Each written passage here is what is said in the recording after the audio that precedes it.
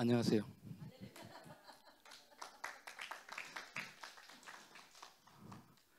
여기 오면 너무 신나잖아요. 신나게 찬양을 하지만 그 찬양을 따라가면 저는 머리에 있는 거 다 잊어먹습니다. 계속 저는 정리를 하는 거죠. 오늘 제가 굉장히 많이 바빴습니다.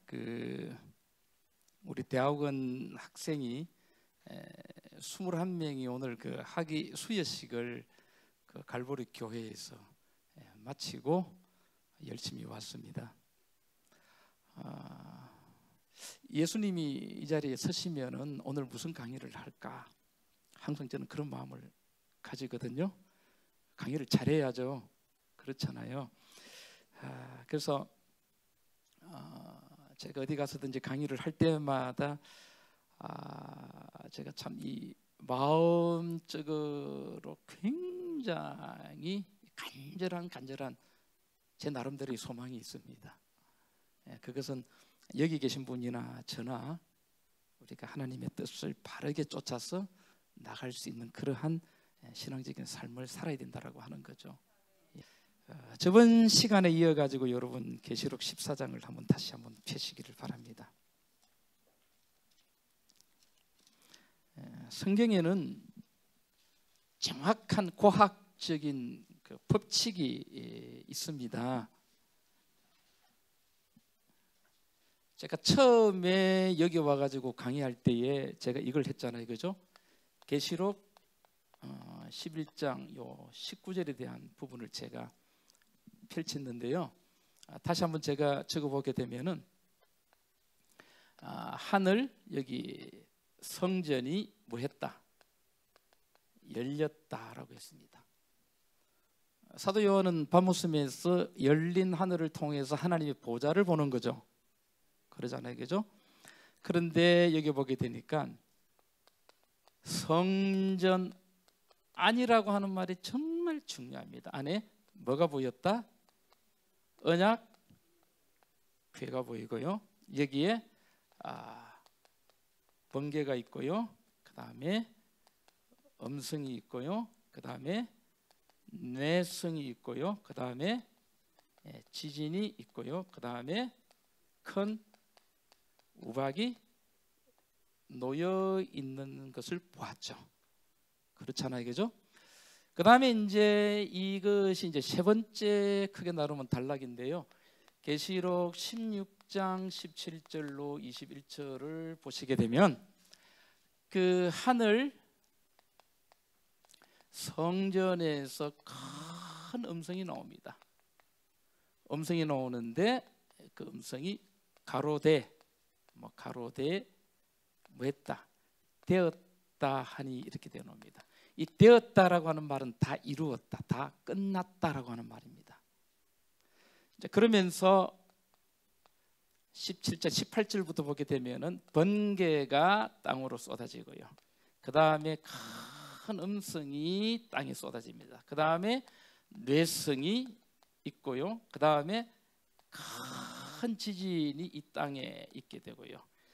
그 다음에 다섯 번째 보게 되면은 21절에 큰 뭐가 우박이 땅으로 쏟아지는데 19절하고 20절에 보게 되면은 큰 성 뭐가 바벨론이 뭐 하게 됩니까? 멸망하는 장면이 나옵니다. 이게 이제 이렇게 돼 나오는 거죠. 우리가 살고 있는 이 세상을 성경에는 계시록에는 뭐라고 이야기하느냐면은 뭐라고 부릅니까? 바벨론이라고 부릅니다. 사단이 통치하는 세상에 대한 상징이죠. 이것이 바벨론이라고 할 것 같으면 하나님의 성전한 이 보좌는 우리가 뭘 하냐면 이게 시온 하늘 성전이죠. 시온이라고 할 수 있고 이걸 또 뭐라고 할 수 있습니까? 살렘으로 이렇게 이제 표현이 되어 놓습니다. 그래서 구약에는 항상 두 도시가 나와요. 하나는 하나님의 보좌, 하나님의 계시는 곳은 뭐라고 나옵니까? 예루살렘이 나오고요. 또 하나는 또 뭐가 나옵니까? 바벨론이라고 하는 두 도시가 선구학으로서 이제 상징적으로 나오는 거죠. 그래서 여기는 이제 하나님께서 뭔가를 이루시기 위해서 성전 안으로 예수님께서 사역을 하기 위해서 들어가는 장면이 나오고요. 들어가는 장면입니다. 이거는 이제 성전에서 일을 다 성전 봉사를 예수님이 다 마치시고 뭐 하는 거냐 하게 되면은 나오는 거예요. 나올 때 끝이 나는 거예요. 들어갈 때가 있으면은 뭐 할 때가 있다? 나올 때가 있다. 저번에 제가 저번 주에 들어가고 나가는 문제를 강의를 했는가 모르겠는데 하여튼 그렇습니다. 제가 저번 주에 강의한 것은 여기에 중요한 것은 이제 계시록 14장 1절로 13절에 가는 부분이었거든요. 14장 1절을 보게 되니까 보라 시온산 어린 양이 시온산에 누가 섰다? 어린 양이 섰고 그와 함께 14만 4천이 섰다라고 이야기했잖아요. 굉장히 중요한 부분이죠. 항상 이 어린 양이 따라서 나옵니다. 그리고 계시록 1장부터 22장의 총 주제는 뭐에 가는 거다? 어린 양의 사역에 대한 이야기입니다. 이렇게 되어 나오거든요. 이게 이제 새 노래를 부르는데 이 새 노래가 무슨 노래입니까? 구속의 노래, 구원함을 받은 노래다. 그래서 이 사람들이 6절에 보게 되니까 뭘 전한다? 영원한 복음을 전하잖아요. 복음은 두 가지입니다. 하나는 뭐냐면 하나님께 뭘 돌리고 7절입니다. 영광을 돌리고 뭐 할 시간이 이르렀다? 심판. 이 심판에 대한 거는 제가 사단에 대한 것이라고 말씀을 들었습니다. 그리고 나서 7절에 하늘과 땅과 바다와 물들의 권원을 만드신 이를 뭐하라? 경배하라. 이것이 뭐입니까? 창조주 경배. 이렇게 되어 나와죠. 그 다음에 이제 둘째는 뭐냐면은 뭐 바벨론이 무너지니까 뭐 바벨론서 뭐하라? 뭐 나오라. 이제 이런 그림들이 이제 쭉 그려졌죠. 근데 요 그림들이 제가 어디 있다 그랬습니까? 로마서 3장이었잖아요. 저번에 했는데 3장 중에서도 25절부터 31절 가운데 이제 있다라고 했습니다.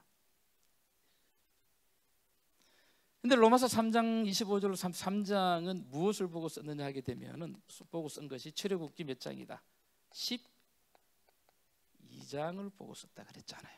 12장을 보게 되면은 로마서 3장에 대한 그림이 나오게 되고 계시록 14장에 대한 그림이 정확하게 여러분 나옵니다. 정확하게 나와요. 그래서 출애굽기 12장 그리고 계시록에 나오는 어린 양에 대해서 가장 잘 설명한 책이 출애굽기 12장하고 그 다음에 창세기 몇 장이다? 22장에 대한 이야기입니다. 창세기 22장을 보게 되면은 우리가 아는 대로 아브라함이 모리아 산으로 가서 이삭을 뭐로 드립니까? 번제를 드리는 그 장면이 계시록 14장 시온산에서 어린 양이 어떻게 14만 4천인을 구원하고 입맞게 하는가 하는 그 장면을 22장에서 우리가 아주 멋지게 볼 수가 있습니다. 아주 이 22장에는 뭐냐 하게 되면 이제 마지막에 여호와 어떤 단어가 나옵니까? 여호와께서 미리 이미 뭐 하셨다? 준비하셨다. 다시 말하면 여러분들의 모든 인생길에 하나님께서 이래 준비하셨는데 뭘 준비하셨느냐 하게 되면은 뭘 준비하셨다? 뭘 준비하셨다? 어린 양을 준비하셨다는 겁니다. 그래서 여러분들이 넘어지는 그곳에 하나님께서 뭘 준비하셨다? 어린 양을 준비하셨기 때문에 어린 양을 보고 일어서라고 하는 거죠. 아주 중요한 정말 성경 66권 가운데 가장 감동적인 것이 창세기 22장에 있습니다. 여러분들이 알고 느끼는 것하고는 창세기 22장에는 상상할 수 없는 감동이 그려져 있고요. 예수님의 구속적인 사역을 가장 잘 설명한 것이 창세기 22장이고 창세기 22장에 있는 이 사역을 가장 잘 설명한 것이 로마서 4장하고 로마서 3장이고 로마서 1장부터 16장까지 이야기가 창세기 22장의 이야기입니다. 간단하게 제가 오늘 한 가지를 살펴보고 말씀을 드리겠는데요. 누가복음 여러분 24장을 한번 보시기 바랍니다. 누가복음 여러분 24장을 보시게 되면은 두 가지 부류가 나옵니다. 꼭 기억하시기 바랍니다. 이건 제가 다음 주에 더 자세히 말씀을 드릴게요. 24장에는 두 가지 이야기가 나오죠. 그죠? 1절부터 보게 되면은 엠마오로 가는 누구 이야기 나옵니까? 두 제자 이야기가 나오고요. 그 다음에 또 보게 되면은 마가의 다락방에 있는 나머지 제자들이 나오죠. 그죠? 아시는 대로 이 두 부류는 완전히 절망이었습니다. 누가 돌아가시고 나니까, 예수님께서 돌아가시고 나니까 완전히 절망이었죠. 그래서 예수님을 따라다닐 때는 3년 반 동안 아주 신났어요. 아주 신났어요. 기대도 많았어요. 근데 예수님께서 십자가에 달려 돌아가시게 되는 상황에 맞부딪히게 되고 예수님이 돌아가셨잖아요. 그러니까 이 제자들은 뭐에 빠지게 됩니까? 절망 가운데 빠지는 거죠. 근데 이 절망이 오순절 성령으로 이어지는 절대적인 뭐로 바뀝니까? 희망으로 바뀌는 장이 누가복음 몇 장이다? 24장이죠. 그리고 여러분 누가복음은 누가 썼죠? 누가가 썼죠. 누가가 썼죠. 사도행전도 누가 썼죠? 누가가 썼죠. 그죠? 그러면 누가복음 24장하고 이 사도행전이죠. 사도행전을 이어주는 장이 24장인데 이 한 장 속에는 여러분들이 기대하는 모든 기대하는 것들을 충족시켜 줄 수 있는 것을 24장은 다 가지고 있습니다.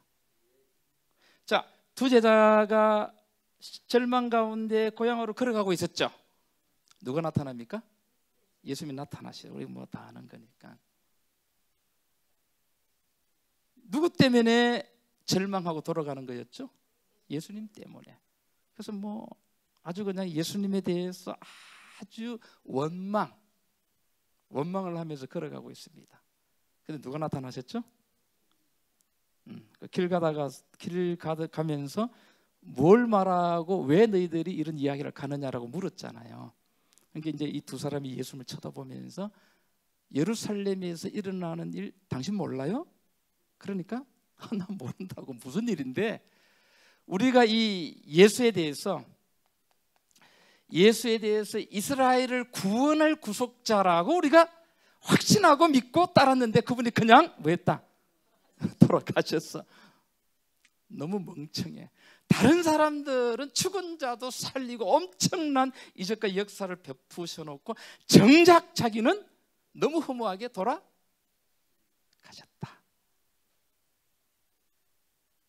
그랬죠. 그래서 이제 길 가다가 앉아가지고 이제 밥을 먹게 됐잖아요, 그죠? 근데 예수님께서 이 두 제자들이 밥을 먹으면서 예수님이 사라지고 난 다음에 길 가다가 이야기를 주고받은 사람이 누구라고 하는 거 알았어요? 어떻게 알았을까요? 또 보세요. 그래서 예수라고 하는 걸 알아듣고 고향으로 가다가 절망으로 가다가 180도로 턴을 합니다. 다시 예루살렘으로. 주님이 뭐 하셨다? 살아나셨다. 알았어요. 알아나셨어요. 그 기쁜 소식을 전하기 위해서 딱 예루살렘으로 돌아가서 나머지 제자들이 있는 마가의 다락방으로 뭐 합니까? 들어가자마자 주님이 뭐 하셨다? 살아나셨다. 그렇게 나머지 제자들이 야 이마 쓸데없는 소리 하지 마. 그분은 돌아가셨어.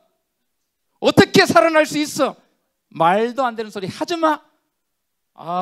두 사람이 완전히 나머지 제자들에게 어떻게 됐습니까? 아주 그냥 이상한 사람 되었죠. 그때에 예수님께서 평안이 있을지어다 하면서 이제 모습을 드러내십니다. 그러니까 제자들이 놀랬죠. 보는 것을 귀신으로 생각했죠. 영으로 생각했죠. 그러니까 예수님이 영은 살과 뼈가 없지만 자 나는 있지 않느냐 만져봐. 그리고 너무 못 믿으니까 뭘까지 줬습니까? 생선까지 줘가지고 이제 잡수셨어요. 그래도 못 믿어요. 자, 여러분들께서는 이런 제자들에게 어떻게 여러분들이 만약에 예수님이시라면은 내가 예수다라고 하는 것을 어떻게 증명하시겠어요? 뭐 간단하게 하나 이적 하나 보이면 되겠어요? 예? 절대로 예수님께서는 그렇게 하시지 않으셨습니다. 제가 계시록 14장을 했지만 이제 오늘은 제가 계시록 13장도 언젠가는 해야 되겠죠. 계시록 13장은 용이 나오고 그 다음에 짐승이 나오고 그 다음에 이제 하는 일들이 나오고 이제 역사의 마지막에 용이 두 짐승을 세워가지고 하는 일들이 쭉 나옵니다. 이 하는 일들 가운데 보면은 13장 14절이나 15절을 보게 되면은 뭘 행합니까? 이적을 행합니다. 불이 하늘에서 내려오는 이적을 행해요. 여러분들에게 만약에 불이 하늘에서 내려오는 이적을 통해 가지고 여러분들을 뭐 하신다면 미혹하신다면 여러분들은 어떻게 하시겠어요?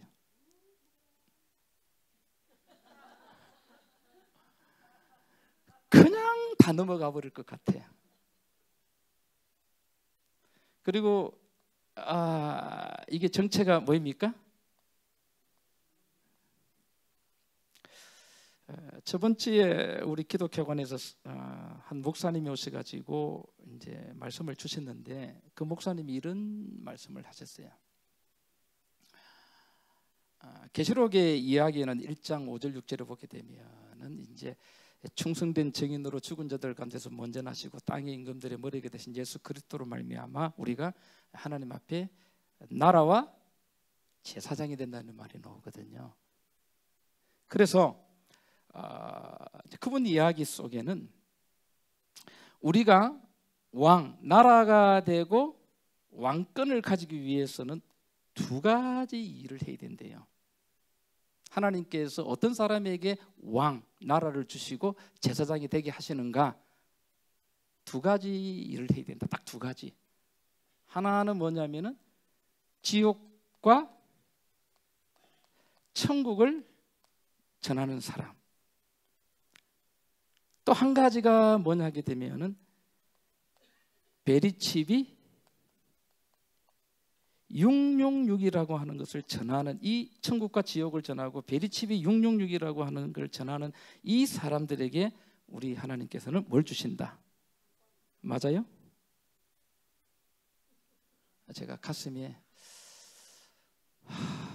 참 부담감이 많이 왔습니다.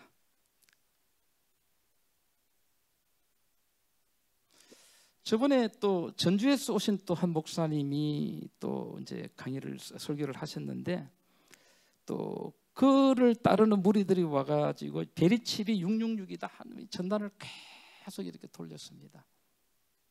근데 이제 문제는 주님께서 이 사실을 보여주시고 말씀하셨대요. 그럼 여러분 만약에 우리가 계시록 13장을 풀어가지고 이 666이 뭐가 아니라면 베리칩이 아니라면 어떻게 되는 거죠? 그리고 이제 또 전철을 타고 가면서 그 의정부에서 남양주시에서 오신 분인데 이분은 또 목사님의 사모십니다. 인터넷을 통해서 그 목사님을 알게 됐는데 베리칩이 666이래요. 이것을 빨리 전해야 된대요. 그래, 예, 그렇습니까? 라고 이제 말했습니다. 제가 답은 알고 있지만은 답은 말을 하지 않고요. 여러분들이 스스로 알 수 있도록 제가 나중에 한번 만들어 보겠습니다. 그래서 이런 부분. 그래서 이제 예수님께서는 엠마오로 가는 두 제자, 마가의 다락방의 제자, 이 제자들을 만난 이 시간은 언제 하게 되면은 1월 유대력으로 16일입니다. 일요일 날 아침에 부활하셨잖아요, 그죠? 그리고 오순절 사도행전의 오순절 성령은 언제 오느냐 하게 되면은 3월 6일입니다. 불과 며칠 남았습니까? 50일 남았죠. 그러니까 50일 전에 제자들의 모습은 무슨 모습이었다? 절망적인 모습이었다라고 하는 거죠. 베드로는 3번 부인하고 물러갔죠. 유다는 예수님을 팔아먹고 또 자살했죠. 굉장히 여러분 급하잖아요. 50일밖에 안 남았으니까. 자, 이 문제를 어떻게 예수님께서는 타개하실까? 그러면 예수님께서 제자들에게 가르치신 3년 6개월이라고 하는 이 교육은 어떤 의미가 있는 것일까? 우리는 다 그냥 이상적이고 좋은 것으로만 생각해요. 세상의 모든 원리들은 비례합니다. 열심히 노력하면 노력한 만큼. 그러나 여러분, 우리의 생각하고 하늘의 생각은 반비례합니다. 이게 굉장히 중요한 거죠. 아주 완전히 반비례합니다. 그렇거든요. 근데 이 두 제자가 어떻게 절망 가운데에서 오순절 성령이 희망으로 바뀌는가? 예수님께서는 이런 걸 행하시지 않았다. 딱 한 가지입니다. 그렇죠? 24장 한번 보실까요? 엠마오로 가는 두 제자에게는 무엇을 하셨느냐 하게 되면 이제 13절부터 엠마오로 가는 두 제자에 대한 이야기가 나오는데요. 21절에 우리는 이 사람이 예수님이 이스라엘을 구속할 자라고 바랐노라. 이뿐 아니라 이 일이 된 지가 사흘째요. 또한 우리 중에 어떤 여자들이 우리로 놀라게 하였으니 이는 저희가 새벽에 무덤에 갔다가 그의 시체는 보지 못하고 와서 그가 살으셨다 하는 천사들의 나타남을 보았다 함이라. 그래도 믿지 않아요. 그래도 그걸 보았다라고 하는 말을 들었으면 엠마오로 가면 안 되잖아요. 살아나셨으니까. 그걸 들었음에도 불구하고 그냥 고향으로 가는 거예요. 그냥. 그러니까 예수님께서 25절에 이렇게 말씀하십니다. 가라사대 미련하고 선지자들이 말한 모든 것을 마음에 들이 믿는 자들이요. 그리스도가 이런 고난을 받고 자기의 영광에 들어가야 할 것이 아니냐 하시고 이에 모세와 및 모든 선지자의 글로 시작하여 모든 성경에 쓴 바 자기에 관한 것을 자세히 하시니라. 뭘 펴셨다? 성경을 폈어요. 자, 뭘 가르쳤습니까? 모세? 오경을 가르쳤어요. 그 다음에 뭘 가르쳤습니까? 선지자의 글을 가르쳤어요. 성경을 가르쳤어요. 그리고 나니까 30절에 저희와 함께 음식 잡수실 때에 떡을 가지사 축사하시고 탁시고 떼어 저희에게 주시매 저희 눈이 밝아져 그인 줄 알아보더니 예수는 저에게 보이지 아니하신지라. 자, 저희가 서로 말하되 길에서 우리에게 말씀하시고 우리에게 성경을 풀어주실 때 우리 속에서 마음이 뜨겁지 아니하더냐 하고 곧 그 시로 절망 가운데 고향으로 돌아가는 두 제자의 발걸음 180도로 달라져서 일어나 어디로 돌아갑니까? 예루살렘으로 돌아갑니다. 이게 여러분 회개입니다. 이게 완전히 돌아가는 거죠. 돌아가 보니 11사도와 및 그와 함께한 자들이 모여 있어 말하기를 주께서 과연 살아나시고 시몬에게 나타나셨다 하는지라. 이렇게 하면서 두 사람도 길에서 된 일과 예수께서 떡을 떼심으로 자기들에게 알려주신 것을 말하지만 믿지 않아요.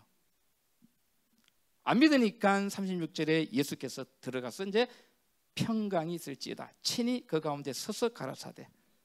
37절에 놀라고 무수하게 그 보는 것을 영으로 생각하죠.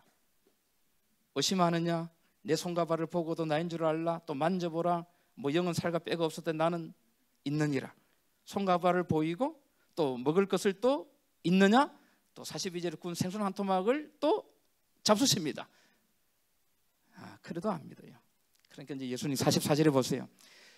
또 이르시되 내가 너희와 함께 있을 때에 너희에게 말한 바 곧 모세의 율법과 선지자의 글과 시편에 나를 가리켜 기록된 모든 것이 이루어져야 하리라 한 말이 이것이라 하시고, 이에 저희 마음을 열어 뭘 깨닫게 하시고, 성경을 깨닫게 하시고.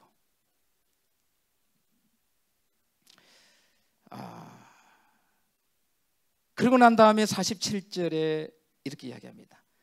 또 그의 이름으로 제사함을 얻게 하는 회개가 예루살렘으로부터 시작하여 모든 족속에게 전파될 것이 기록되었으되 너희는 이 모든 일에 뭐라? 뭘 가르쳤습니까? 뭘 가르치냐면은 모세의 글, 그 다음에 누구 글입니까? 선지자의 글, 그 다음에 또 뭐입니까? 시편. 이렇게 한 거죠. 여러분, 이 계시록에 대한 이런 그림들은 모세오경에 100% 다 나와 있습니다. 또 선지자의 글에 다 나와 있고요, 또 시편에 다 나와 있어요. 제가 여러분 계시록 11장 19절하고 16장 17절로 21절의 이 내용들을 모세오경으로 설명드릴 수가 있고요, 선지자의 글을 통해서 설명드릴 수가 있고요, 시편을 통해서 설명드릴 수가 있습니다. 놀라운 일이 벌어집니다. 그래서 여러분들의 있는 모든 이 내 세포가 말씀 하나하나로 다 들어가는 거죠. 제가 첫날 여러분들에게 말씀드릴 때 방 이야기를 했습니다. 여러분들의 머리에는 신앙적인 방이 어떻게 형성될 수 있을까? 자, 젊은 애들은 요번은 전부 다 스마트폰, 게임방이 많이 커져 있어요. 어머니가 아무리 이래라 저래라 절대로 안 됩니다. 왜냐하면 머리에 방이 이렇게 커져가지고 있고, 어머니가 공부해라는 방은 요만해요. 요건 아무리 해도 여기 뭡니까?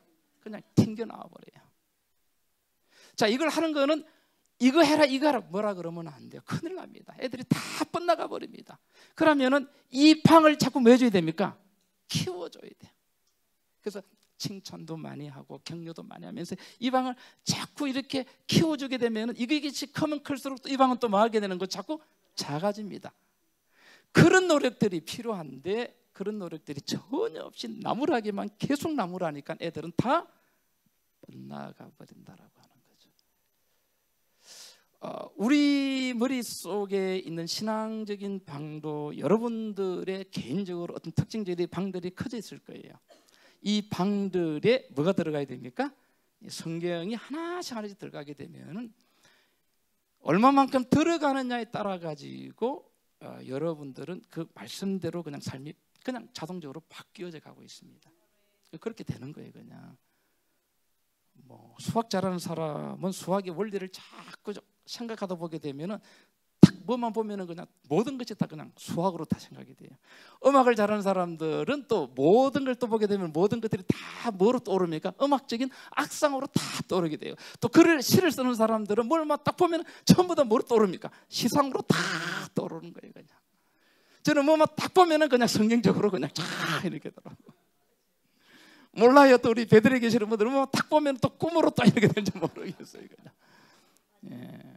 그래서 그런 것들도 다 부수적인 것들이고요. 이 말씀의 방들이 이제 들어가야 되는데, 그래서 제가 이걸 알고 나서 사도행전부터 이제 계시록까지를 다 찾았어요. 다 찾았는데 아주 놀라운 걸 하나 발견을 했습니다. 그죠? 자, 뭘 발견을 했느냐 하게 되면 일단 사도행전 여러분 26장을 한번 보시겠는데요.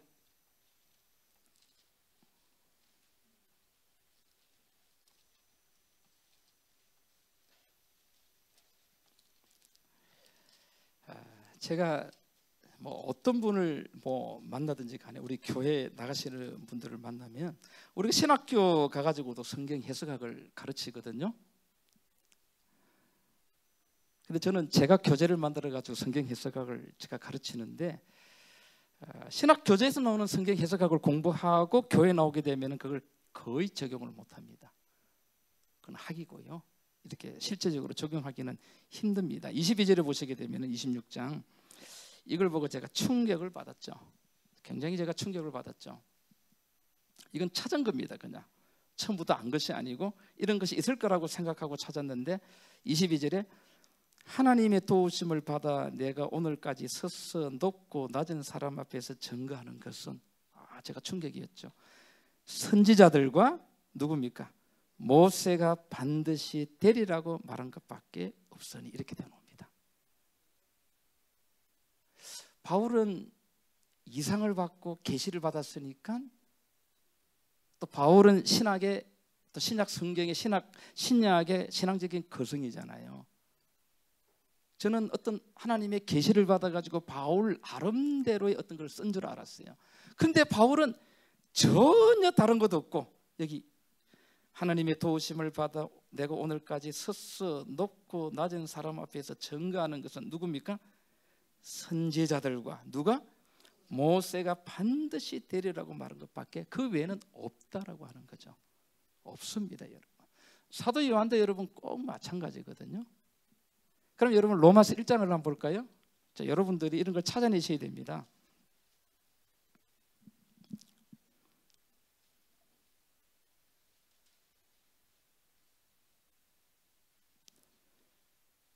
(1장을) 여러분 이렇게 보시게 되면은 1장 1절 한번 보세요.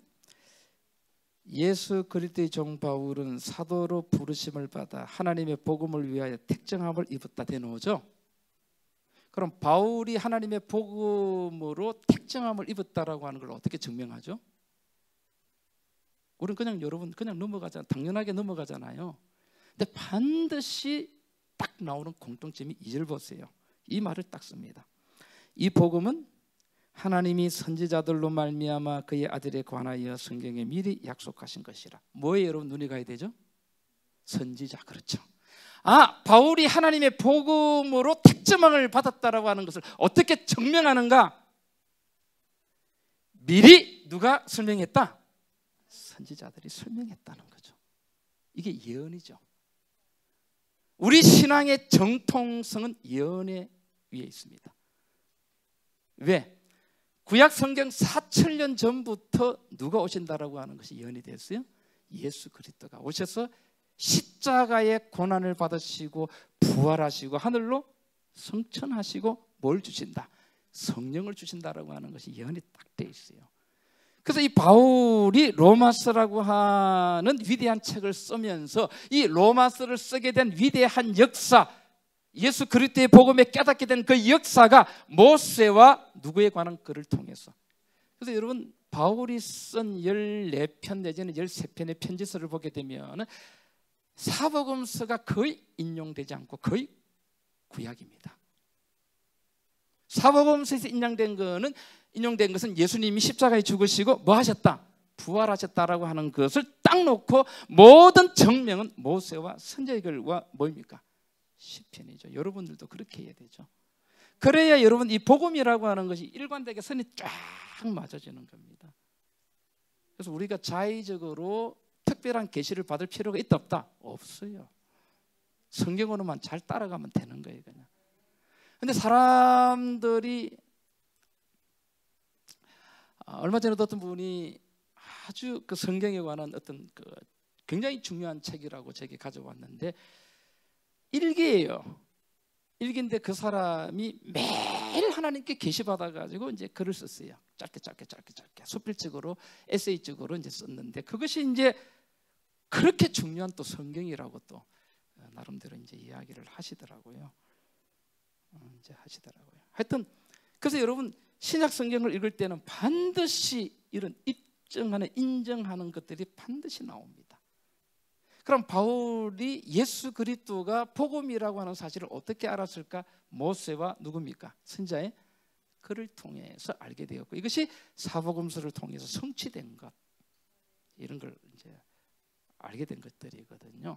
이건 제가 다음 주에 더 자세하게 이제. 그러면 제가 오늘 뭘 설명을 하려고 이렇게 했느냐 하게 되면은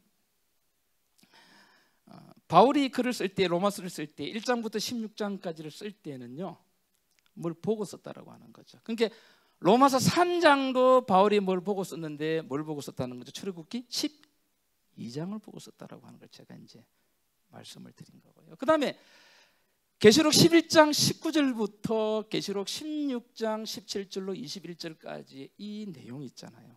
이 내용을 제가 모세의 글을 가지고 창세기를 가지고 여러분들에게 보여드리겠습니다. 이게 어떻게 풀어져 나오는가 있잖아요.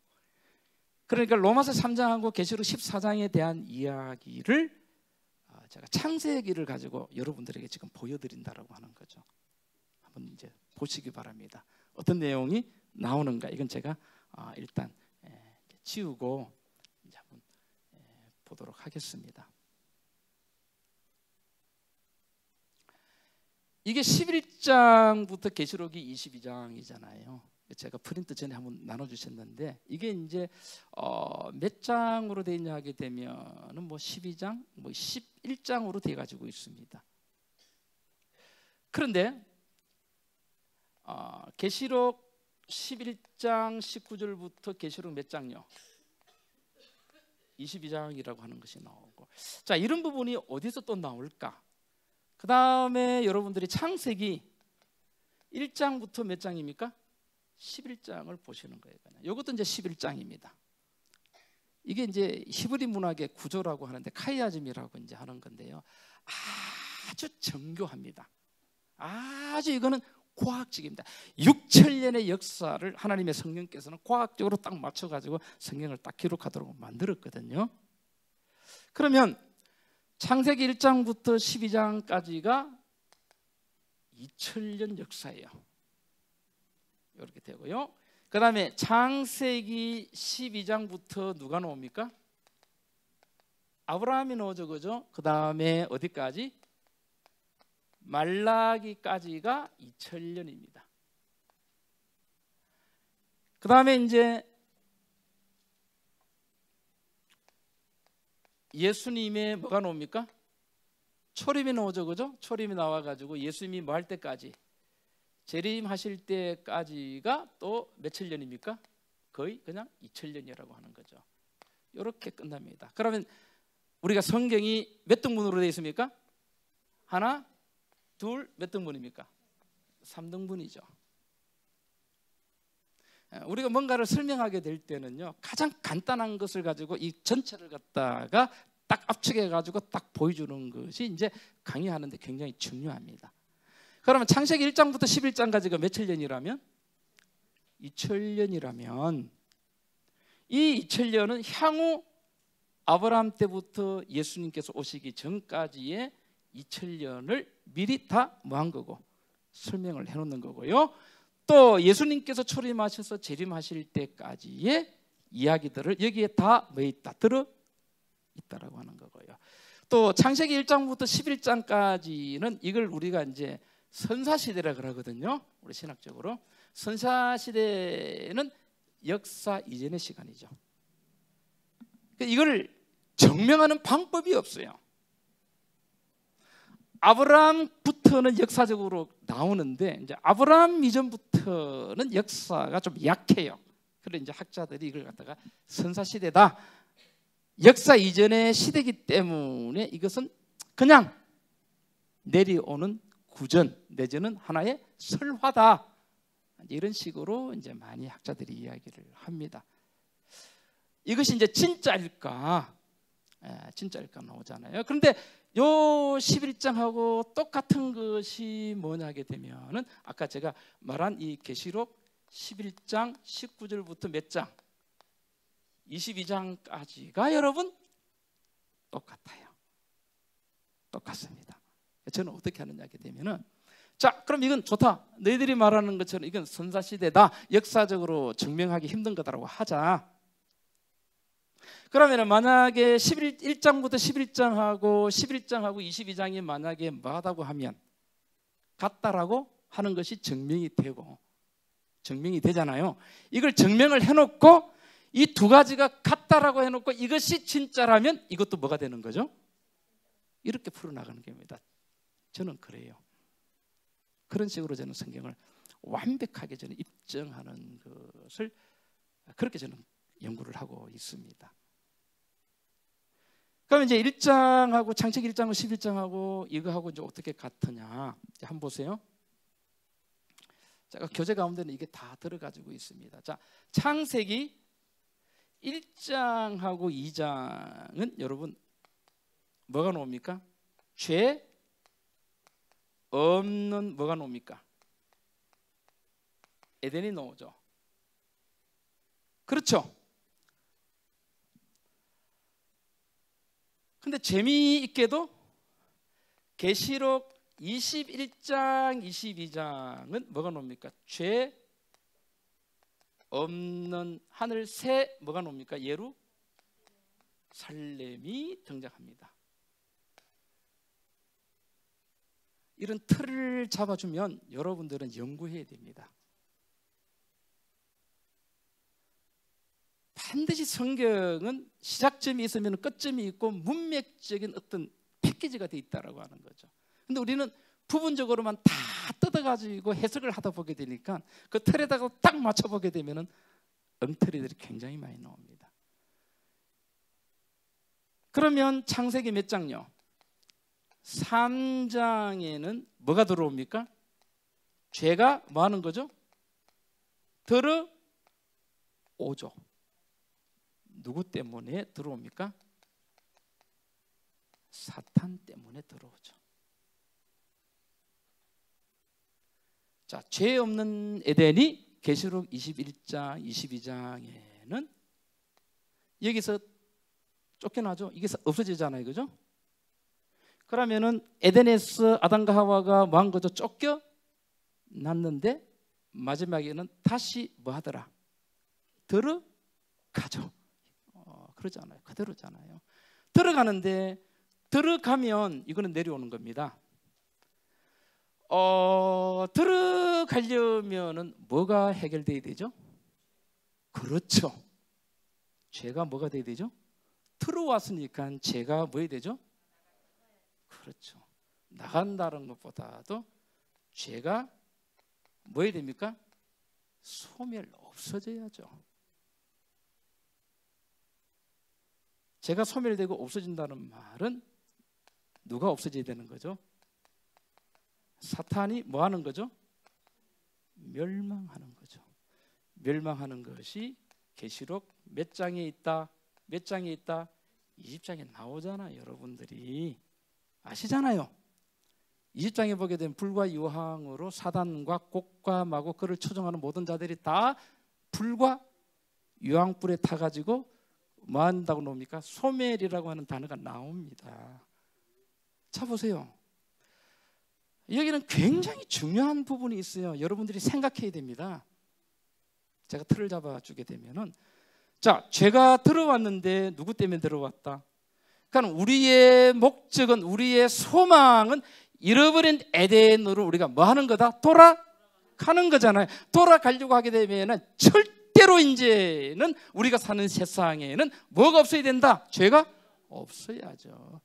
없기 위해서는 죄의 근본이 되고 원인이 되는, 우리 계시록 1장에서 공부한 것처럼 누가? 사탄이 멸망했는데 그것이 몇 장에 나온다? 20장에 나온다. 정확해요. 자, 보세요.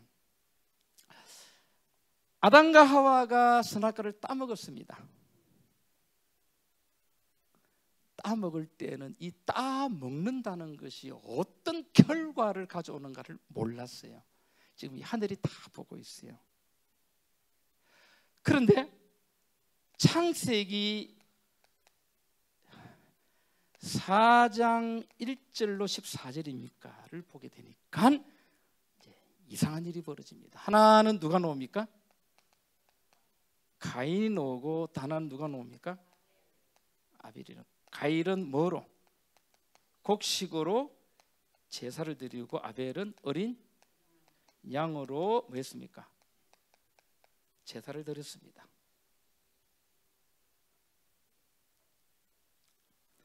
가인의 제사를 하나님께 받으시지 않으셨죠. 그래서 가인이 누굴 죽입니까? 보세요. 우주에서 처음으로 살인이 죽는 것이 나옵니다. 하나님께서 지구를 창조하기 전에 우주는 죽음이라고 하는 것이 전혀, 죽음이라고 하는 개념이 사람들이 뭔가를 몰랐어요. 그런데 아담과 하와가 사단의 말을, 뱀의 말을 따라서 선악과를 그냥 따먹었는데 이제 죄가 어디에 들어왔냐면은 집안에 들어왔어요. 우리 집안에 들어왔어요. 조그마한 불순종이 집안에 들어왔어요. 그런데 이 집안에 엄청난 일이 벌어지는 거예요. 자기의 큰아들이 자기의 둘째 아들을 뭐 해버렸다? 어느 집안에서 일어났다? 아담의 뭐 하나 따먹었는데, 선악과 하나 따먹었는데 이런 엄청난 일이 벌어진 거예요. 여러분, 까무러칠 것입니다. 기대하고 희망 가진 아들이 둘째 아들을 죽여버렸다. 가인은 이름의 뜻이 구세주입니다. 창세기 3장 15절에 하나님께서 여자의 후손이라 그랬잖아요. 그죠? 후손이 너희들을 뱀의 머리를 상하게 하고 너희들을 구원할 것이다라고 하는 구속의 경륜을 발표를 했어요. 그래서 아담이 바로 자기 아내 이름을 21절에 보게 되면, 20절에 보게 되면 하와라고 짓는데, 이 하와의 이름이 뭐냐면은 생명입니다. 여보, 우리가 선악과를 따먹어서 죽게 되지만은 당신을 통해서 생명 되시는 누가 나오신다? 예수 그리스도가 나오신다. 이름을 하와의 이름에 딱 붙이고 나니까 21절에 그 믿음을 보시고 하나님께서 가죽옷을 지어 입힙니다. 그래, 생명이다. 그렇게 된 거죠. 그래서 첫 아들이 생명되는 약속의 구세주인 줄 알았습니다. 가인이 얻다, 구세주라고 하는 뜻이죠. 그런데 가인이 누구 죽여버립니까? 죄라고 하는 것이 얼마나 엄청나다라고 하는 것을 이제 처음으로 실감하는 거 있죠. 자, 그럼 우리 여기서 보세요. 가인이 곡식으로 제사를 드린 것이 우리가 보게 될 때는 한 번 드린 것으로 나옵니다. 근데 하나님께서는, 예수님께서 70번에 7번까지라도 뭐하라 그랬죠? 용서하라 그랬는데 한 번 곡식으로 제사를 드렸다고 해서 가인의 제사를 맞지 않았다, 받아주지 안 했어. 그래서 가인이 성이 나가지고 누구 죽였다? 그러면 가인이 아벨을 죽인 것은 누구 책임이에요? 하나님 책임. 맞습니다. 성경을 비평하는 학자들은 그렇게 이야기합니다. 여러분들은 어떻게 대답하실래요? 제가 교수님들에게 다 물었습니다. 이 문제를 어떻게 설명하실랍니까? 그냥 믿어. 불순종하면 다 마게 되는 거야. 그럼 교수님은 예수님 믿고 살면서 불순종 몇 번 정도 했다고 생각하십니까? 불순종할 때마다 다 뭐 해버리면 할 말이 있어요, 없어요? 이런 것 하나도 우리 기독교가, 신학이 납득할 만하게 설명을 못한다는 거예요. 여러분들은 어떻게 하실래요? 그래서 여러분들은 그냥 자나 깨나 그냥 불순종하면 뭐하고 죽고, 순종하면 뭐하고, 이렇게 하면 안 돼요. 이건 조금 정신이 이상한 사람들이에요. 하나님이, 그래서 여러분, 어떤 변호사가 저보고 그래요. 구약의 하나님은 안 믿으랍니다. 너무 무서워가지고 잘못하면 그냥 날아가 버리니까. 신학 교수님이, 신학 박사죠. 유명한 신학 박사인데 아들이 신학대학을 들어가고 대학원까지 했어요. 교회를 안 나갑니다. 아빠가 왜 안 나가니? 그러니까 아빠, 나 예수 안 믿을래. 구약의 하나님을 보게 되니까 도무지 이해가 안 된다는 거예요. 이런 하나님 자기 믿고 싶지 않대요. 그래서 아버지가 아들한테 하는 말, 그럼 뭐 구약의 하나님은 그냥 빼고 신약의 예수님만 믿으면 안 되겠느냐. 하도 아버지가 방법이 없으니까. 아버지가 신학 박사예요, 교수예요. 아버지는 그냥 믿었죠. 아들은 그냥 믿어지지 않는 거예요. 여러분들 이런 문제 가지고 고민해 보셨어요? 저는 고민 무진장하게 했습니다. 저는 사람들한테 전도를 못 하겠어요.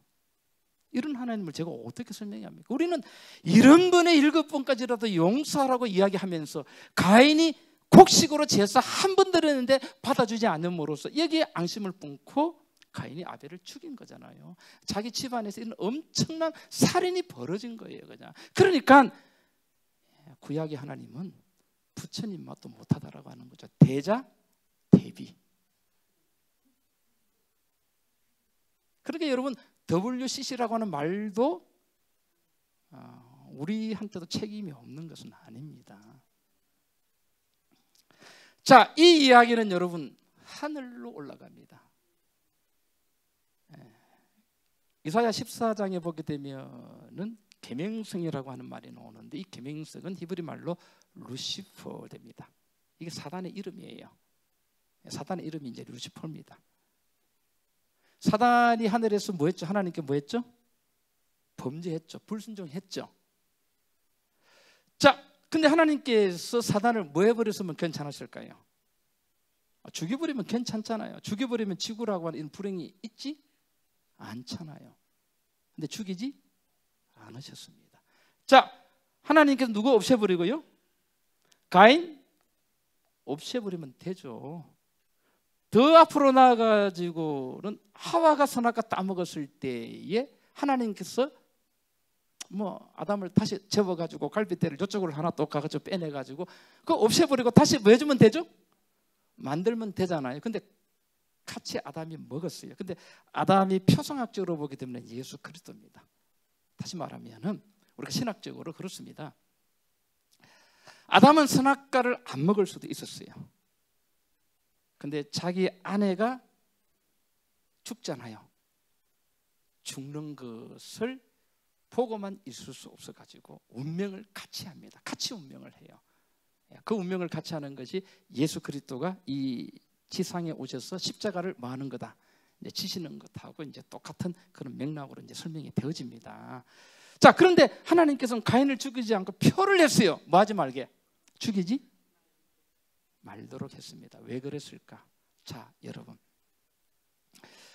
가인을 살려두니까요, 왜 가인이 곡식으로 제사 드리는가 하는 것이 드러납니다. 살려두 보니까 모든 사람들이 뭐 할 수 있도록, 납득할 수 있도록. 그럼 우리 신학자들, 성경을 연구하는 사람들이 머리는 여기서 딱 스탑했다라고 하는 거죠. 그죠? 저는 이렇게 이야기하거든요. 가인이 곡식으로 제사를 드렸으면은 하나님께서 괜찮아요. 근데 여러분, 가인은 곡식으로 제사 드렸다는 것이 하나님께 대항하고 하나님께 완벽하게 도전하고 반역했다는 겁니다. 자, 제가 이 말하면 여러분을 믿겠어요, 안 믿겠어요? 그런 말 성경에 있어요, 없어요? 없잖아요. 저는 증명을 합니다. 가인이 곡식으로 제사 드린 것은 하나님께 뭐 한 거다? 대나놓고 반역하면서 대항한 거예요. 제가 어떻게 그렇게 설명할 수 있겠습니까? 그 다음 보세요. 자, 곡식과 제사 나오는데 창세기 보세요. 4장 15절부터 보실까요? 한번 보겠습니다. 여러분, 성경 전체를 풀 수 있는 2000년의 역사에 대해서 여러분들이 지금 공부하고 있는 겁니다.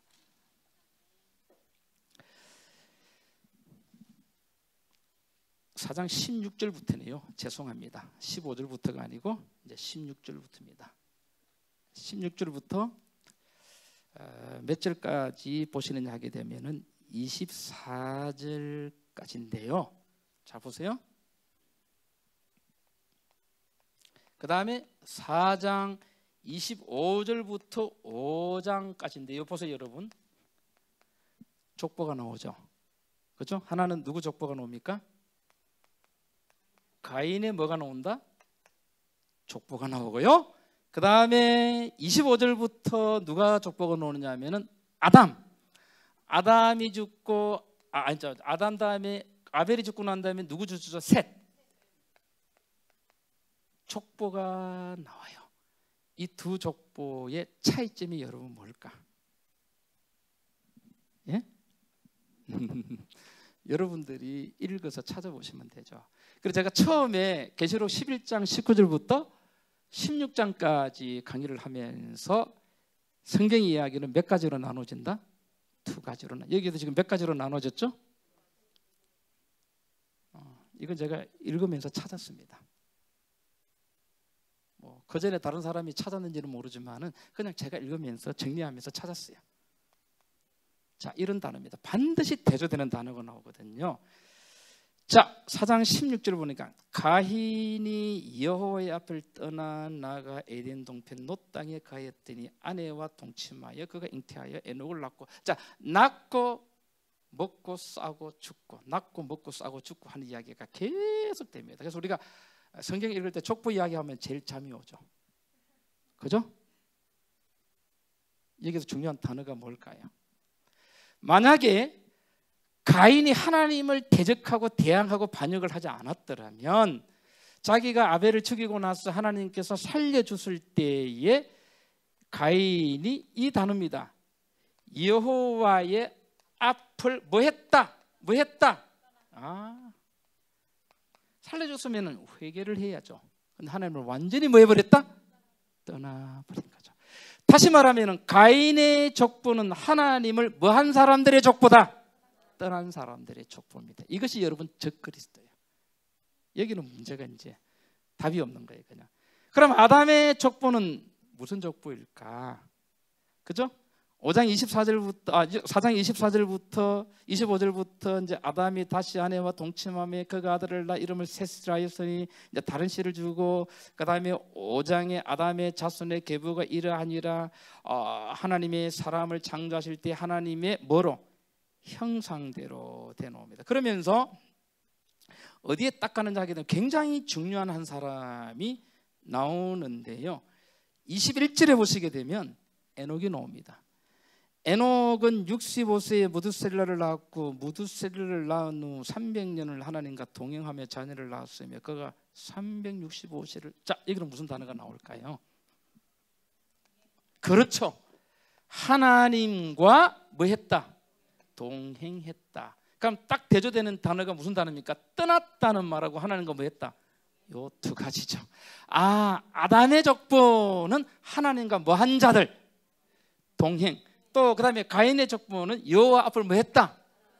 그러면은 4장 16절하고 24절에 보게 되면은 이 가인의 아들 중에서 누가 있습니까? 라멕이 나오고, 두 아내가 나오고, 세 아들이 나오죠. 야발, 두발, 유발이 나오죠. 그죠? 그런데 마지막에 여러분 보시게 되면은, 4장 마지막에 보시게 되면은 23절 한번 보세요. 라멕의 아내들에게 이르되 아다와 실라여 내 소리를 들으라. 라멕의 아내들이여 내 말을 들으라. 나의 창상을 인하여 내가 뭘 주겠다? 자기 아버지가 뭐 해가지고 쫓겨났는데? 사람 죽여가지고 쫓겨났고, 절대 살인해서는 안 되죠. 그걸 아는 아들이 나의 창상을 인하여 누굴 죽였다? 사람을 죽였고요. 나의 상함을 인하여 누구를 죽였다? 지금 뭐 하고 있는 거죠? 아내들에게 자기 자랑하고 있는 거예요. 우리 아버지는 그 뒤에 보면 나옵니다. 24. 가인을 위하여는 벌이 7배일진데 라멕을 위하여는 벌이 몇 배다? 이게 무슨 말입니까, 여러분? 그냥 여러분들이 읽으면서 스토리를 한번 엮어보세요. 우리 아버지가 사람을 죽여가지고 벌을 받고 쫓겨났다. 하나님 앞에 쫓겨났다.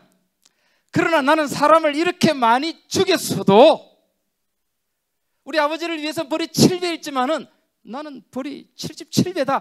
그래도 나는 뭐하다? 건재하다. 누구 대적하는 거죠? 하나님 앞에 대놓고 살인하지 말라. 그러나 자기는 살인을 해도 자기는 뭐하다? 건재하다. 건재하다. 벌을 아무리 많이 받아도 나는 건재하다는 거예요. 완전히 하나님에게 뭐하는 겁니까? 대항하는 겁니다. 자, 가인이 어떤 삶을 살았는가 하는 것이 누구를 통해서 나타납니까? 그 아들 라멕을 통해서 나타나죠.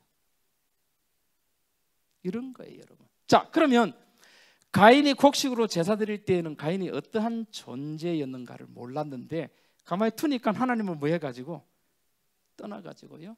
자, 야발, 유발, 두발 가인이 보게 되면 두발 가인은 무기를 만들었죠. 무기를 만들어 가지고 뭐 했습니까? 일을 하고 살아야 되는데 사람들을 무기로 전쟁을 해가지고 뺏었어요. 그래서 가인의 족보를 보게 될 때는 완전히 하나님께 대적하는 것을 볼 수가 있습니다. 근데 아담의 족보는 하나님과 뭐 했습니까? 동행을 했죠. 유다서에 보게 되면 에녹이 무슨 일을 했는가 하는 것이 잘 나옵니다. 유다서에 보시게 되면은 예수님의 다시 오심에 대해서 이제 전도한 것이 이제 나오는데요. 그리고 나서 보세요. 창세기 6장하고 11장에 보게 되면은 여러분 놀라운 일이 벌어지죠. 이게 이리 가야 되거든요. 6장 1절 한번 볼까요?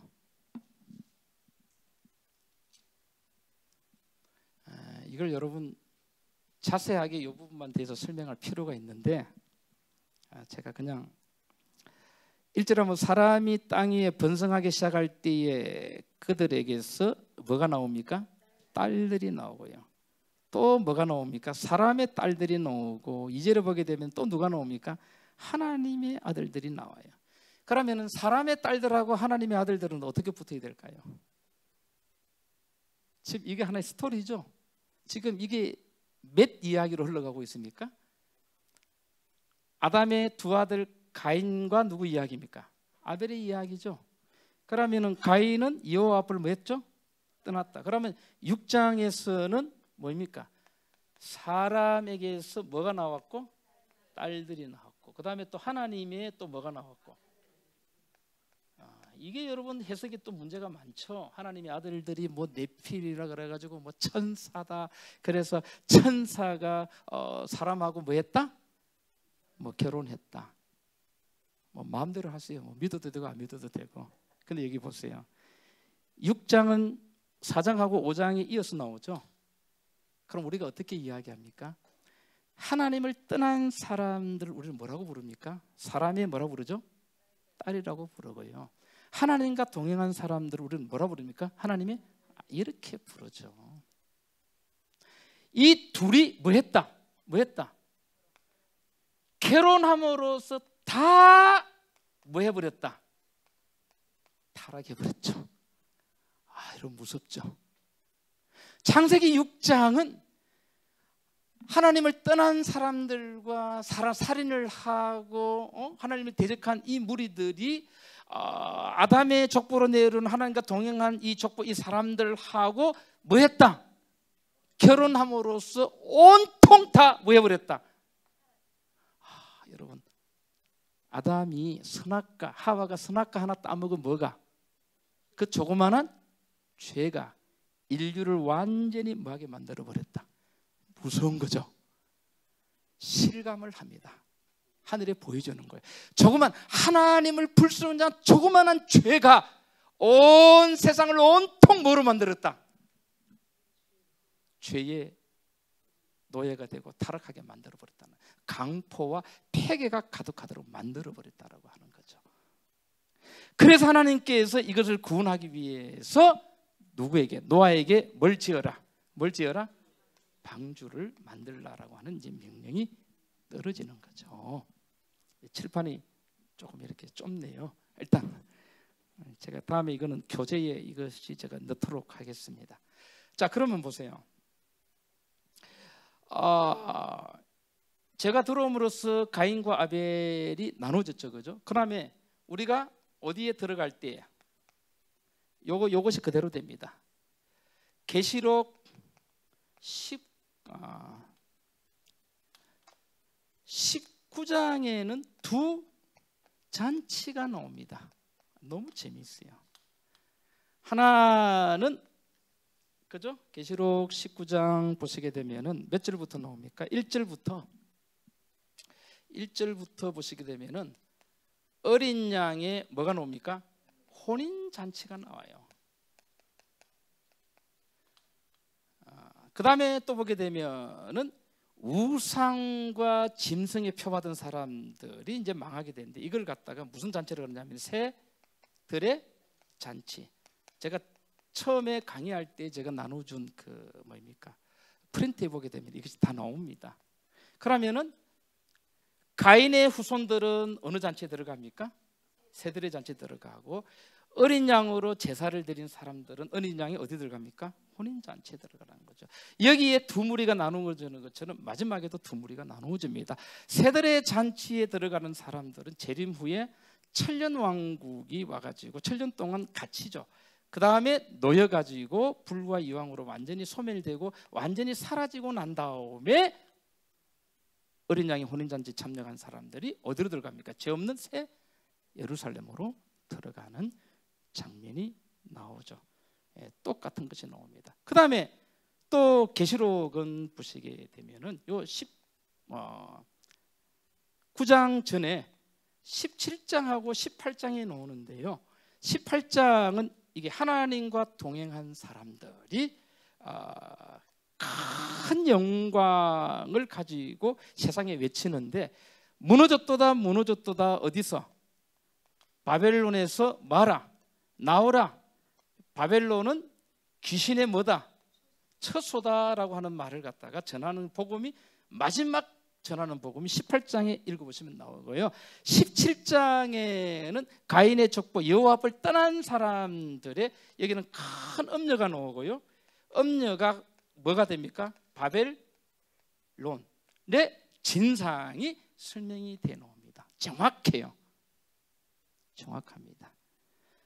그 다음에 이제 사람의 딸들과 하나님의 아들들이 이제 되는데, 계시록 뭐입니까? 이게 17장 16장이죠, 그죠? 그러니까 사람의 아들들과 하나님의 아들들이 어떻게 되는가 하는 부분은 또 여기 계시록 여기 12장부터 16장까지 딱 두 가지로 딱 나누어집니다. 아주 정확하게. 그다음 여기 제일 여기 위에 보게 되면은 아까 준비했다 그랬죠? 방주를 준비하는데 이 방주가 영어로 뭐입니까? 아크예요. 그런데 계시록 11장 19절에 성전 안에 뭐가 있다? 언약궤가 나오는데, 언약궤도 영어로 뭐입니까? 아크입니다. 기가 막힙니다. 그러면은 11장 19절이지만은 여러분 11장에는 무슨 이야기가 나오냐면은 성전 안에 대한 이야기가 나옵니다. 성전 안과 밖의 이야기가 나와요. 이제 우리가 다시 나중에 살펴봐야 되겠지만은, 그래서 노아 방주와 언약궤가 둘 다 뭐다?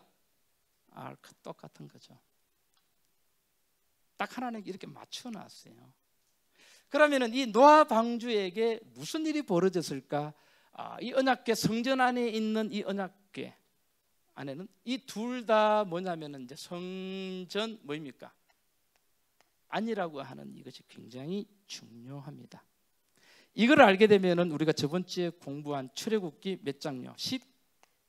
12장의 이야기도 요걸 보게 되면은 더 정확하게 살아 나옵니다. 똑같은 이야기이기 때문에 제가 이제 총체적으로 여러분들에게 이제 말씀을 드리는 것들이거든요. 그래서 1장부터 11장까지 이야기는 이렇게 타락해가지고 내려오는 거라고 할 것 같으면은, 계시록 11장부터 22장까지는 이렇게 다시 뭐해가는 과정이다. 이것이 하나의 뭐하는 과정이라면, 타락해가는 과정이면 이거는 다시 뭐하는 과정이다? 회복하는 과정인데 똑같습니다. 맞춰보게 되면. 그래서 1장부터 11장까지를 알게 되면 계시록 11장부터 22장까지를 그냥 알게 된다는 거죠. 왜? 똑같은 것들이 나오기 때문에 아주 쉽게 구성을 해가지고 여러분들이 익힐 수 있도록 합니다. 자, 그 내용은 뭐에 있다? 방주, 그 다음에 뭐다? 언약궤 되거든요. 자, 여기에 어떤 비밀이 담겨져 있을까를 제가 짧은 시간에 제가 하겠습니다. 짧은 시간에 이거 안 하면은 안 될 것 같아요. 시간이 많이 지나가지고, 그죠? 이왕 왔으니까 이거는 제가 여러분들에게 어떤 구조에 대해서 말씀을 드렸고요. 그 다음에 이제 결론을 내려야 되잖아요, 그죠? 이제 결론을 내려야 되는데,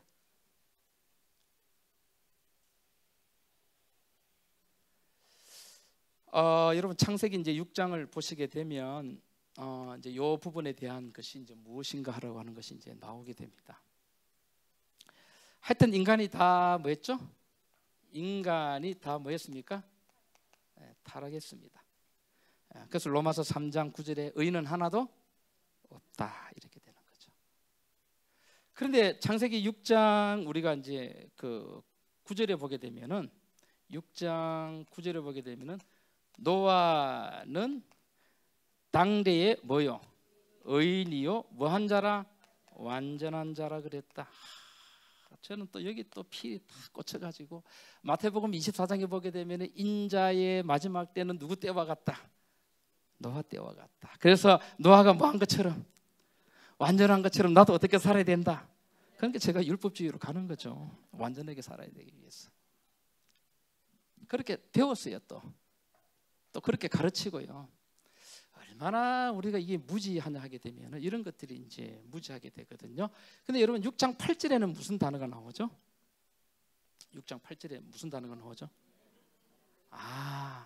이제 6장은 인간들이 완전히 이제 타락하게 되니까 노아는 여호와께 그렇죠. 여호와께 뭘 입었더라? 은혜를 입었더라. 이제 이 말이 나옵니다. 그러니까 은혜를 입었기 때문에 의인이고 뭐한 건데? 완전한 건데 요건 싹 빼먹고 요거만 읽은 거죠.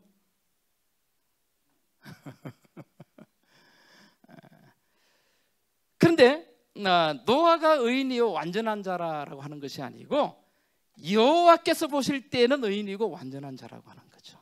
왜 그렇게 되는가 하는 이유가 이제 여러분들이 곧 있으면 알게 될 겁니다. 뭘 입었기 때문에? 그러면 은혜를 입었다라고 하는 말이 무슨 말입니까? 이렇게 물으면 여러분 어떻게 하실래요? 그렇죠. 그런 것을 우리는 성경의 그림을 통해서 딱 밝혀내면 이것이 가슴에 딱 박히게 되게 되면은 게임으로 이렇게 물들이는 방이 팍 쪼그라지면서 이게 확 커지는 거예요. 이런 것들이 우리에게 이제 중요한 거잖아요. 그래서 하나님께서 인간이 완전하게 타락되니까 이제 준비하는 것이 뭘 준비하라 그러는 거죠? 이제 노아 뭐입니까? 여기에 대해서도 이제 설명한 것이 이제 있습니다. 인간의 타락은 완전히 절망이에요.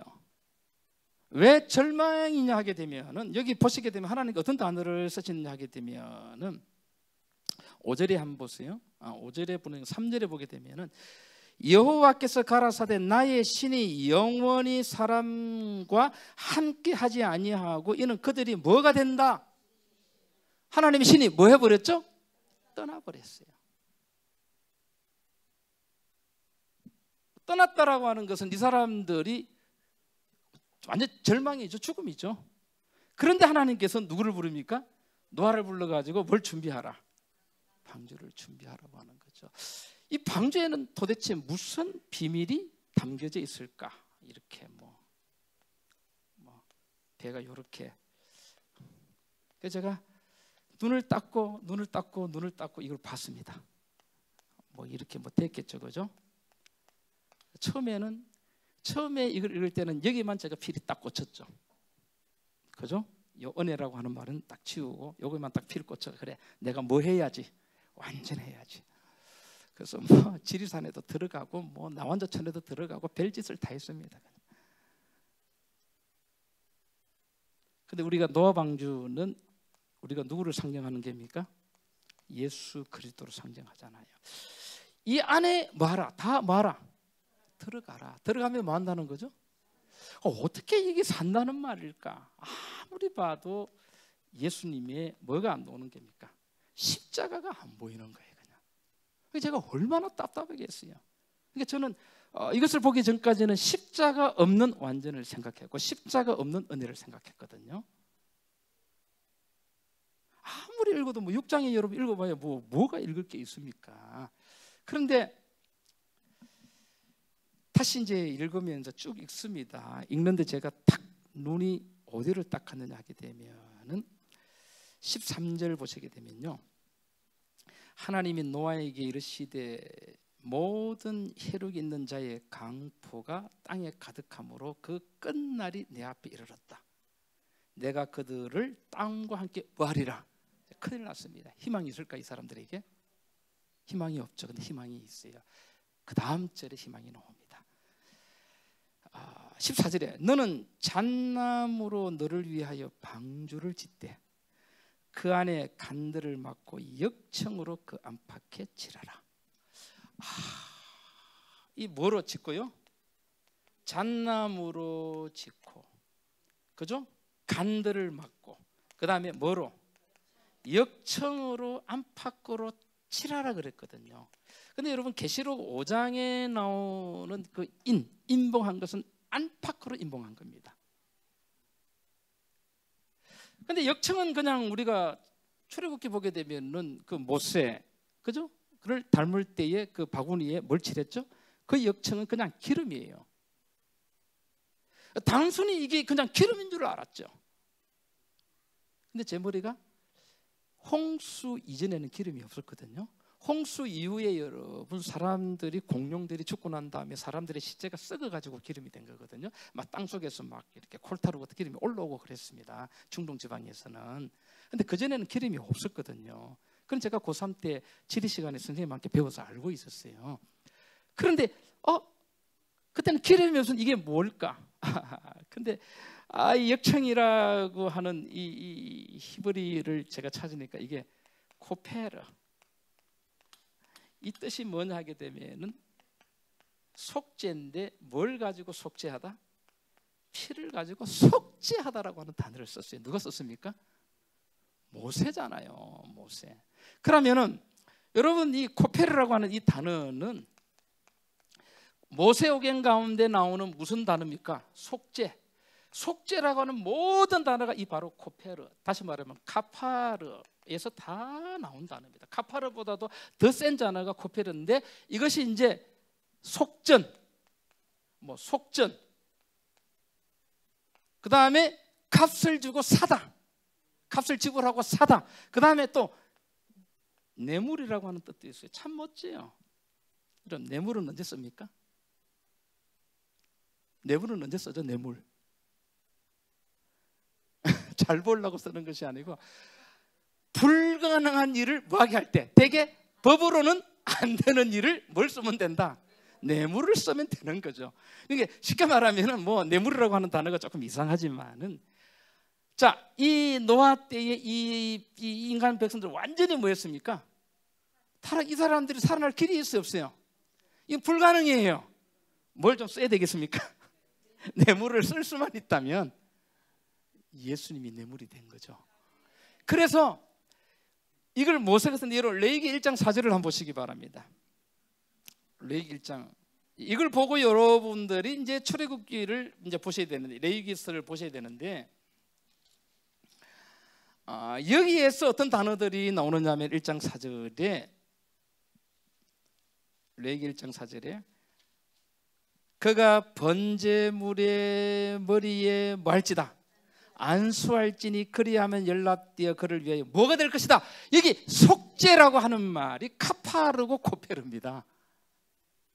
그러니까 구약에서 이 카파르 코페르라고 하는 것은 예수님의 뭘 전제로 한 것이다. 피를 통해서 그 사람 죄인의 죄값을 대신 갚아주고 구원한 것을 나타낼 때 쓰는 단어가 코페르고 카파르입니다. 제가 처음에 이걸 강의를 했어요. 이제 그때 교수님들 앞에서 강의를 했는데, 목사님들 앞에서 강의를 했는데 이걸 처음 들은 거예요. 그냥 이게 처음입니다.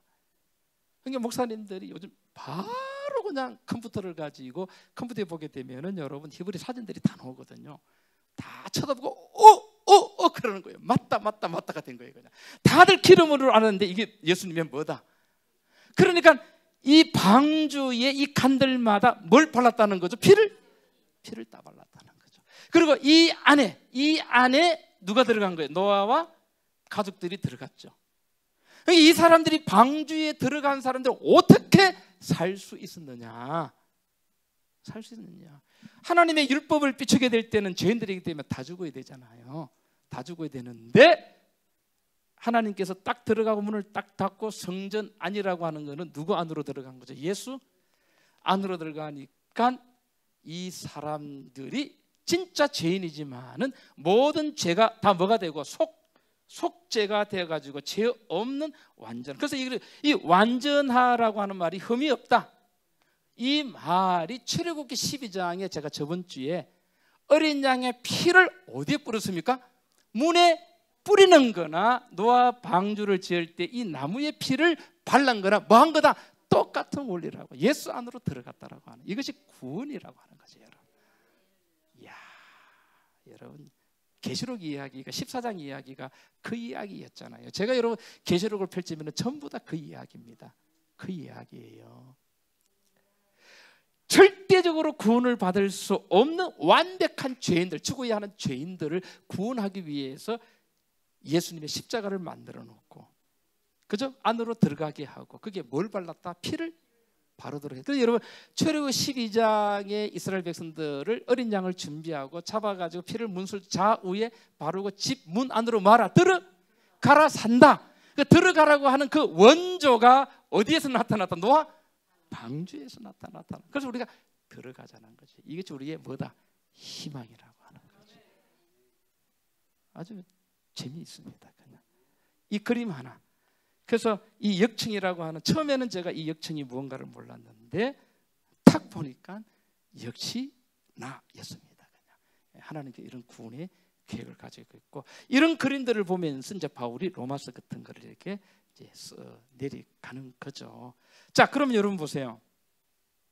자, 정리를 두 가지를 해야 되는데요.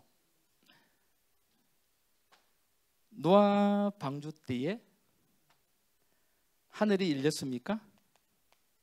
열렸습니까? 안 열렸습니까? 열리니까 뭐가? 비가 오는 거죠. 자, 처음에 비가 올 때는 뭐가 치죠? 뭐가 치죠? 요겁니다. 아시겠어요? 이제 기가 막히죠? 그 다음에 하나님께서 문을 닫을 때 큰 음성이 나오면서 번개가 치면서 세 번째 뭐가 오는 거죠? 내 성.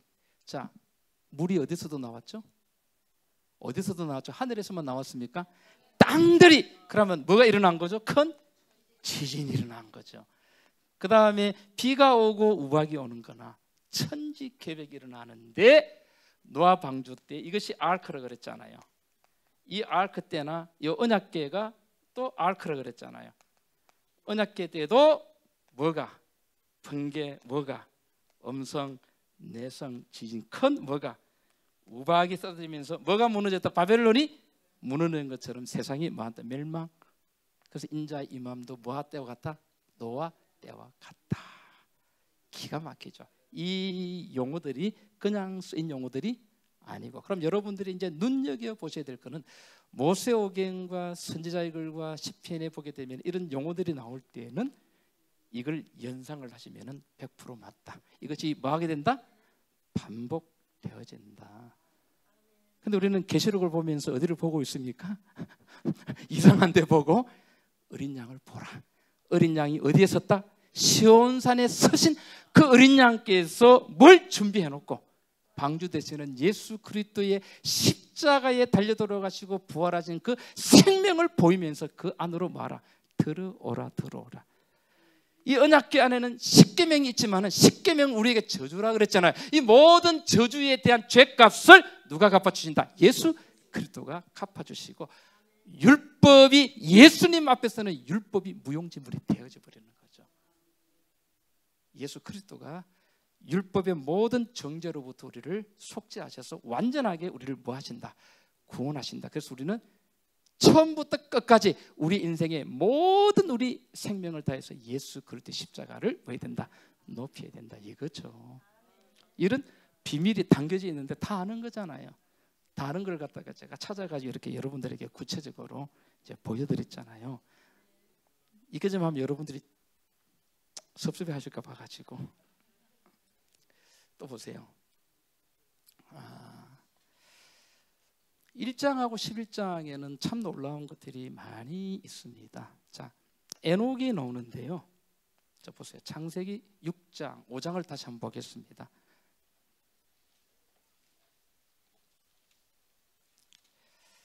이런 걸 가지고 우리가 스토리를 만들어 가지고 애들과 함께 하게 되면은 애들이 참 좋아합니다.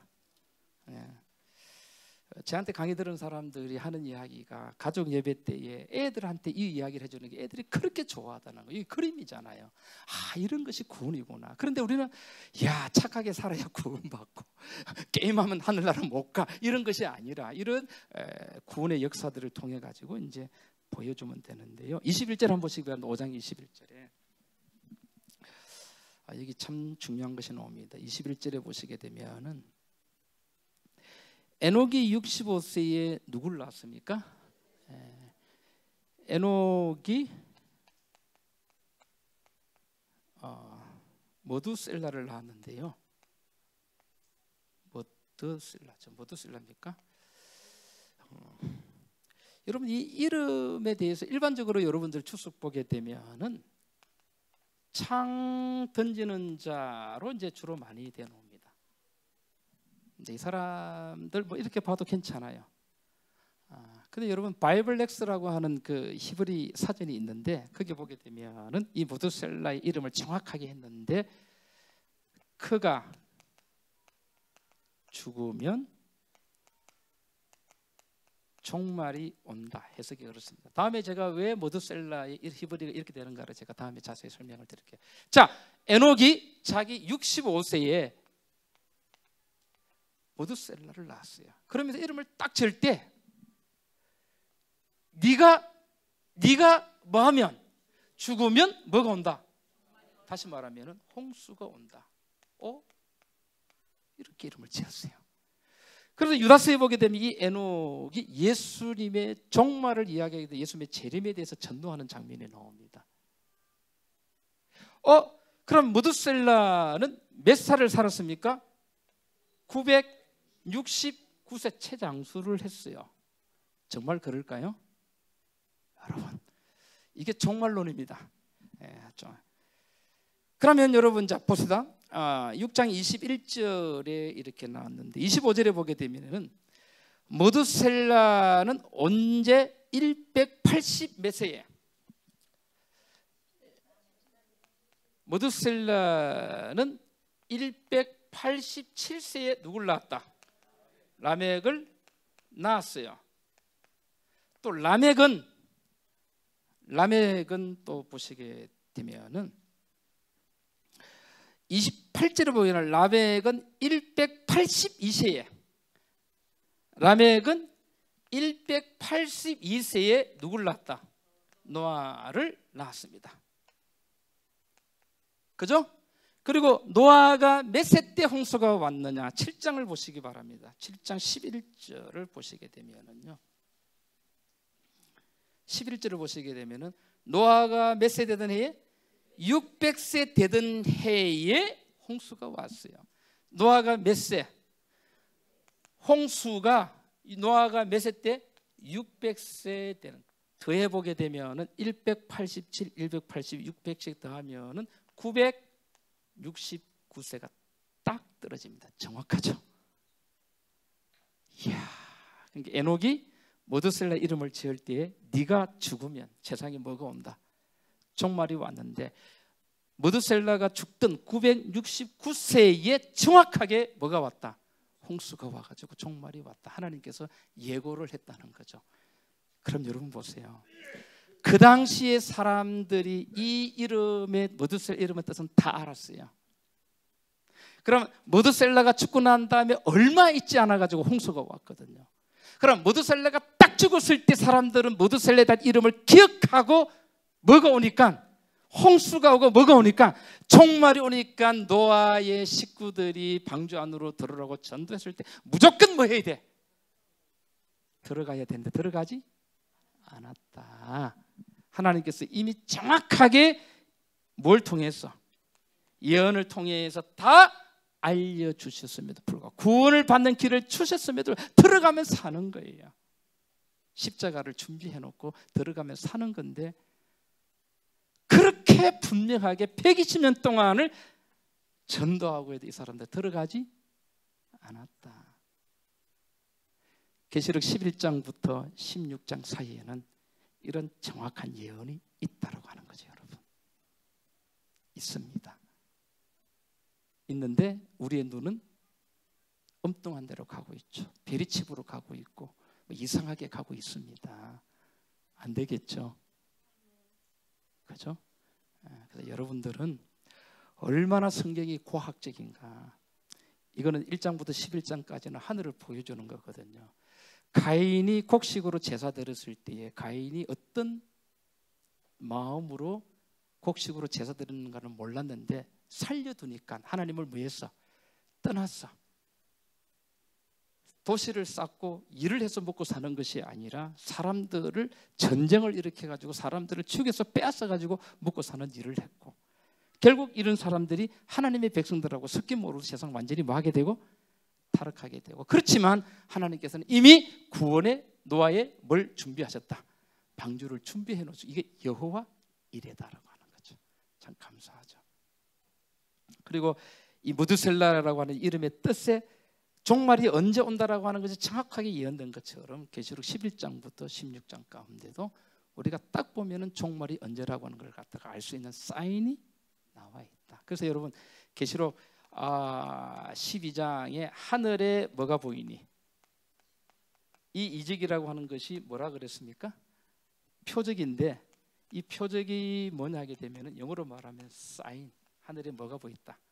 사인이 딱 나타나. 이 사인이 딱 보이게 될 때에는 우리가 도망갈 때, 숨을 때 하는 것을 갖다가 알 수 있다라고 하는 거죠. 그것이 계시록 11장부터 16장까지 나와 있다. 궁금하시죠? 기대하셔도 괜찮습니다. 분명한 것이기 때문에. 이래서 오늘 마치네요. 제가 셋째 주에 목요일날 올 때는 제가 교재를 여러분들에게 만들어 가지고 오도록 그렇게, 예? 100개. 제가 못 만들어 왔던 것은요.